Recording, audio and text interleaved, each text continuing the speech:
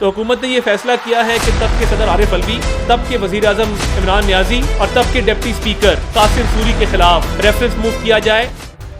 ناظرین، آج کی ویڈیو بہت ہی مزیدار ہونے والی ہے۔ الٹا پہیا گھوم چکا ہے، شہباز سرکار کی الٹی گنتی شروع ہو چکی، اڈیالہ جیل کا تالا کھل چکا ہے اور اب عمران خان کی رہائی نہ صرف یقینی ہو چکی ہے بلکہ گھنٹوں اور منٹوں کی بات رہ گئی ہے۔ فارم 47 کی حکومت کا اقتدار نہ صرف ڈاماڈول ہو چکا بلکہ ان کی رخصتی اب نوشتہ دیوار ہے۔ مانگے تانگے کی سرکار کے خلاف کھچڑی پکنا شروع ہو چکی ہے۔ یہی وجہ ہے کہ اب عمران خان کی رہائی بھی یقینی ہو چکی ہے۔ ایسے میں تحریک انصاف پر پابندی کا حکومتی فیصلہ لیگی حکومت کے تابوت میں آخری کیل ثابت ہو سکتا ہے۔ ویسے حکومت کی جانب سے تو پوری کوشش کی جا رہی ہے کہ عمران خان کو رہا نہ ہونے دیا جائے، لیکن اب بات شہباز شریف اور ان کے حواریوں کے بس سے باہر آ چکی ہے۔ کپتان کی رہائی کا فیصلہ کہیں اور ہو چکا ہے۔ اب دیکھتے ہیں کہ معاملات کب فائنل ہوتے ہیں اور سابق وزیر اعظم کب تک باہر آتے ہیں۔ ویسے تو اسلام آباد کی سیشن عدالت کی جانب سے عدت کیس میں عمران خان کی سزا کا عدم قرار دینے کے فیصلے کے بعد ہی کپتان کی رہائی کے امکانات روشن ہو گئے تھے، اور عدالت نے بھی اپنے فیصلے میں صاف لفظوں میں لکھا کہ اگر وہ کسی دوسرے مقدمے میں مطلوب نہیں ہیں تو انہیں رہا کر دیا جائے۔ لیکن حکومت نے روایتی اوچھے ہٹ کندے استعمال کرتے ہوئے انہوں نے 9 مئی کی مزید مقدمات میں گرفتاری ڈال دی۔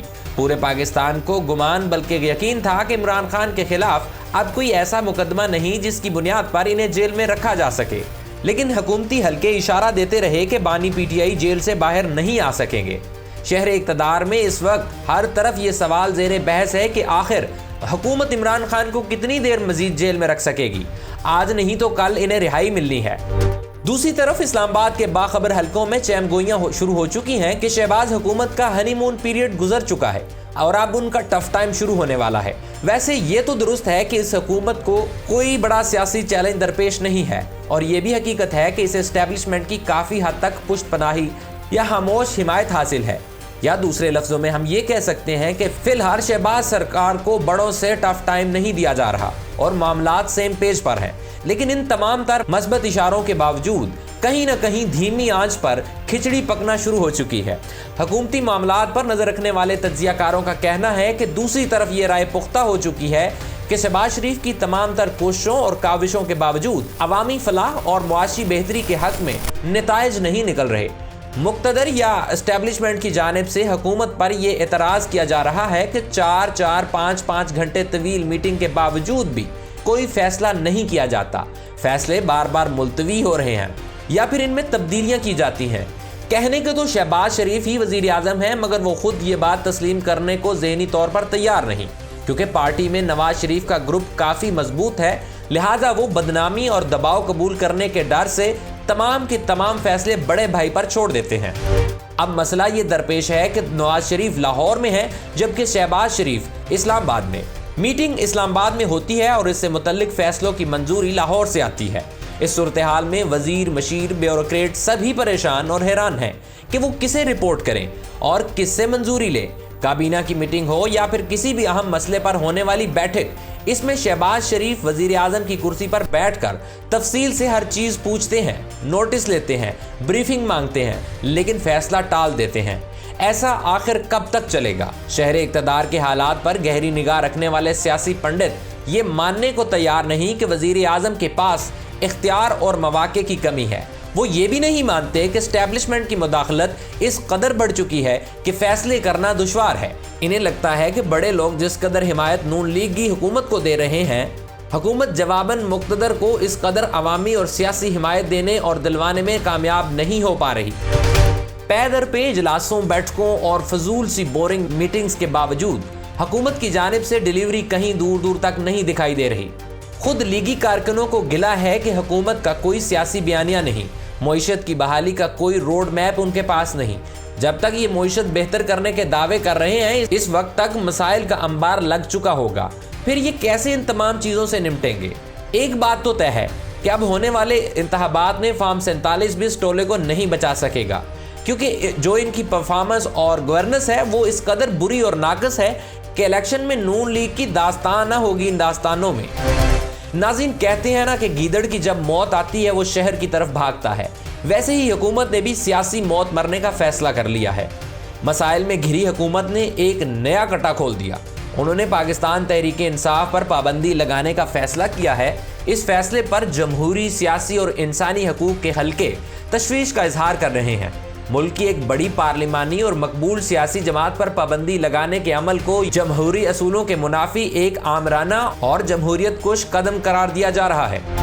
हुकूमत के इस फैसले को ना सिर्फ अफसोसनाक, शर्मनाक बल्कि अहमकाना करार देकर हर जानिब से इस पर थू थू हो रही है। खुद हुकूमत की इत्तेहादी जमातों ने भी इस महाज पर मुस्लिम लीग नून को तन्हा कर दिया है। पीपल्स पार्टी, MQM समेत तमाम इत्तेहादियों ने ही पाबंदी की मुखालफत की है, जबकि JOIF, अवामी नेशनल पार्टी समेत दूसरी जमातें भी इस मामले में इमरान खान और तहरीक इंसाफ के साथ खड़ी हैं। जहां तक पाकिस्तान के अवाम का ताल्लुक है तो वो इमरान खान की हुकूमत गिरने के बाद से ही कप्तान के साथ डट कर खड़े हैं, जिसका इजहार उन्होंने 8 फरवरी के इंतखाबात में भी किया। पाकिस्तान पीपल्स पार्टी के सेनेटर रजा रबानी ने सबसे पहले PTI पर पाबंदी की न सिर्फ मुखालफत की बल्कि दो टोक अल्फाज में स्टैंड लिया, जिसके बाद पीपल्स पार्टी ने हुकूमत के इस फैसले से लाताल्लुकी जाहिर कर दी। अपने बयान में PP तर्जुमान का कहना था कि हुकूमत ने पाबंदी से मुतल्लिक फैसले पर PP को एतमाद में नहीं लिया। PP समेत दीगर इत्तेहादियों की जानिब से झंडी दिखाई जाने के बाद शहबाज शरीफ के दरबारियों और हवारियों ने पैंतरा बदला और कहना शुरू किया कि पाबंदी का मामला हम पार्लिमान लेकर जाएंगे और इत्तेहादियों की मुशावरत से फैसला करेंगे।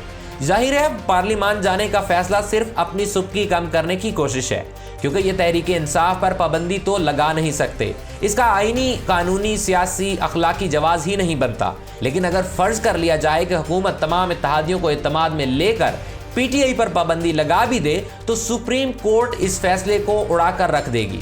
एक तरह से तहरीक इंसाफ पर पाबंदी अदालत उज़्मा के फैसले की भी खिलाफ वर्जी होगी, क्योंकि सुप्रीम कोर्ट वाज़ेह और दो टोक लफ्जों में कह चुकी है कि मखसूस नशिस्तें सुन्नी इत्तेहाद कौंसिल नहीं PTI का हक है, जो इन्हें मिलनी चाहिए। PTI पर पाबंदी का मामला पार्लियामेंट में ले जाना हुकूमत की हर लिहाज से पसपाई है, लेकिन ऐसे में भी कुछ नादान शहबाज शरीफ को बंद गली में धकेलने की कोशिश में मसरूफ हैं।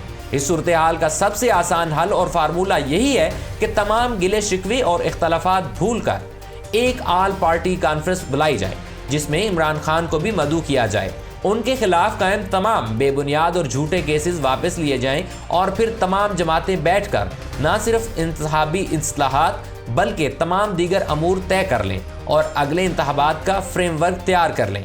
एक बात तो तय है कि इंतखाबी इस्लाहात के बगैर होने वाले तमाम इंतखाबात बेमानी होंगे और उनके नताइज पर ऐसे ही सवालात उठते रहेंगे।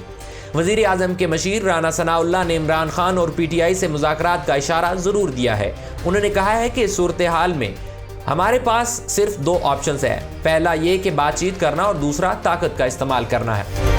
अब इन हालात में ताकत का इस्तेमाल तो जाहिर ये है कि हुकूमत कर ही नहीं सकती, लिहाजा दानिशमंदी का तकाजा यही है कि APC में तमाम जमातों को बुलाकर बिठाया जाए और मुल्क को आगे ले जाने का सोचा जाए, वरना खुदा न खास्ता पाकिस्तान डिफ़ॉल्ट होने वाली दुनिया की पहली न्यूक्लियर रियासत होगी। और अगर एक बार हम डिफ़ॉल्ट कर गए तो फिर हमें एटम बम से दस्तबरदार होकर एटम बम की कीमत पर आटा और पेट्रोल हासिल करना पड़ेगा। अब देखना यह है कि हुकूमत अपनी जिद और हटदर्मी छोड़कर मुज़ाकरात की मेज़ सजाती है या फिर इसी तरह मामलात पॉइंट ऑफ नो रिटर्न तक ले जाती है। इमरान खान बार बार कह रहे हैं कि वो बामकसद और बामानी मुज़ाकरात के लिए हमेशा तैयार हैं, लेकिन क्या ये हुकूमत इसके लिए तैयार है? इस $1 मिलियन सवाल का जवाब तो आने वाला वक्त ही देगा। अब देखते हैं ऊंट किस करवट बैठता है, लेकिन आखिर में हमेशा की तरह दुआ है कि अल्लाह रब्बुल इज़्ज़त इस मुल्क में अमन कायम करे और दिन दुगनी रात चुगनी से तरक्की अता फरमाए। आमीन सुम्मा आमीन। पाकिस्तान जिंदाबाद।